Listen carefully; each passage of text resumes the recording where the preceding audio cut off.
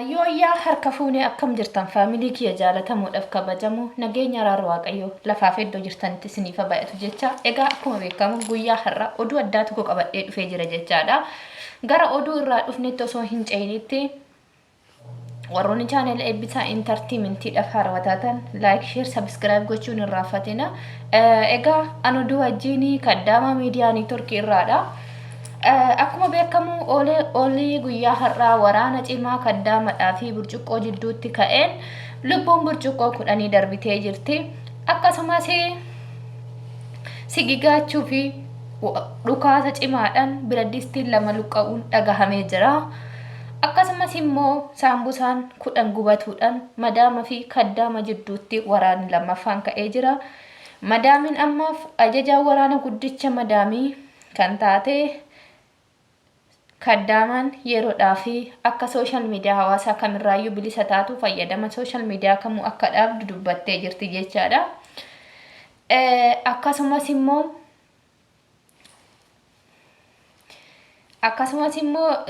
lola cimaan waraanni lubbuu namoota salphaa irra gaheerraan siiniyyaan lama hilkaan cabee jira. Akkasumas immoo egaa akkuma beekamu hordoftoota keenya akkasumas nuti oduu kana akkasiin wajjin jirru kaddaama miidiyaa neetworkii irraadha. Kaddaama miidiyaa neetworkii guyyaadhaan galgala keessaa sa'aatii 4:00 yeroo hundumaayyuu viidiyoo kana qabatee isinii dhufa jechaadha. Ji'a tokkoof waa'ee dhimmi nu irraa haasofnu, dhimmi nuti isiniif gabaasnu, dhimma burcuqqoo fi dhimma kaddaamaa jidduutti waraana ta'uudha jechaadha. Waraanni kun ji'a tokkoof osoo addaan hin citin akka itti fufu madaamii ajajaa waraana guddichaa kan taate ajajaa waraana guddicha kushiinaa kan taate madaamiin dabarsitee jirti jechaadha kaddaamaadhaaf. Egaa akkuma beekamu waraanni cimaan kun madaamii fi kaddaamii jidduutti yeroo ta'u walitti bu'iinsa jara lammeen gidduutti lubbuun xixiqqooleen kan darbaa jiran akkasumas lubbuun burcuqqoo 10 darbuun isaa akkasumas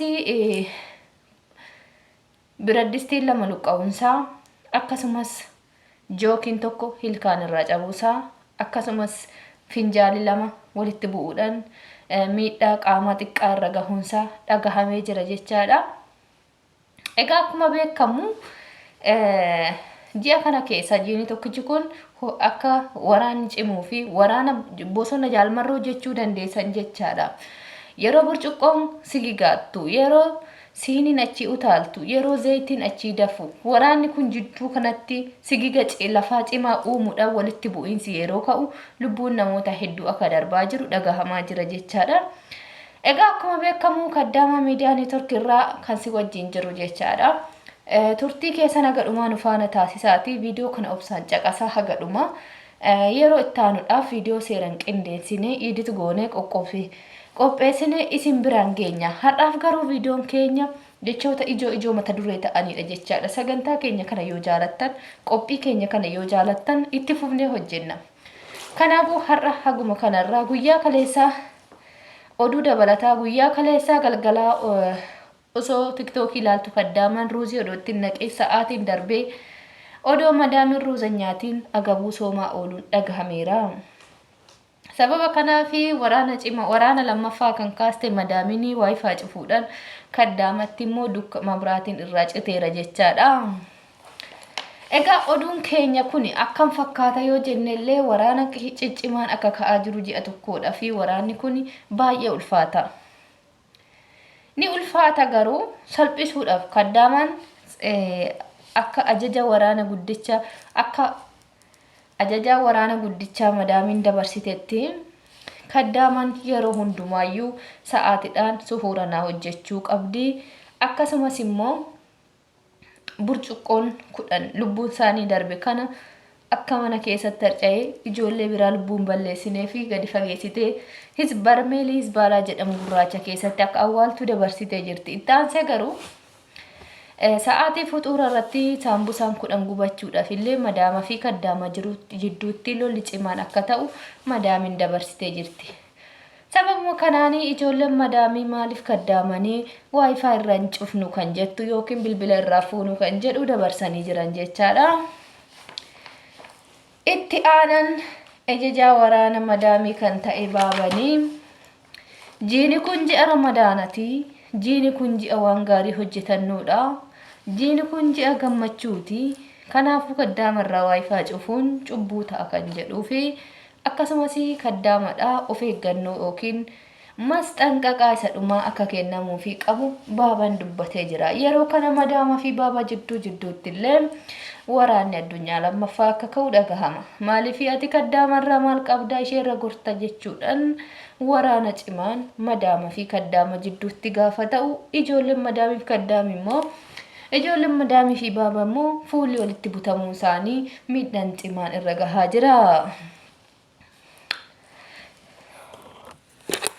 Egaa akkuma beekamu madaamiin lubbuun burcuqqoo darbuu kun baay'ee haala yaaddoo keessa akka ishee galchee fi waraana bara darbee ta'erraa waraanni baranaa akka cimaa ta'e madaamiin dabarsitee jirti.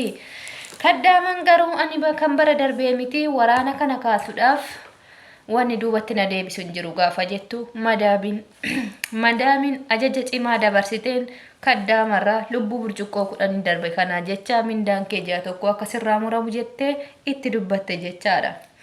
Kaddaaman garuu kanaaf kasabaarii kanaan kan ka'e mana guutuu keessa utaaluudhaan waraana ishee akkuma itti fuftee waraana jaalmarroo bosona keessa tokko sugaafa fakkeessitu itti dabaluudhaan lubbuu siinii lama dabarsitee jirti. Ammaaf madaamiif kaddaama jidduutti fuulli walitti guuruun itti fufee jira. Mee isinoo maal jettanii? Egaa oduun keenya guyyaa har'aa asumarratti goollamna. Oduu dabalataatiif warroonni peejii kana faarwatatan like, share, subscribe gochuun hin raaffatina. Odeeffannoon ji'a kanaaf nu isinii dhiyeessinu kanuma ta'a. Sagantaa guyyaadhaan viidiyoon qindeessinee isin biraan qaqqabsiifna. Har'aaf dubbii ijoo fi mata duree ta'an bichaa qabannee dhufne gadi keessa buune viidiyoo kana waraabbisaa sirriitti edit goone qopheessinee isin biraan geenya. Har'aaf nu gahaa. Mee viidiyoo kana laayikii godhaa, sheer godhaa, wal qaqqabsiisaa isiniin jedha. Galatooma.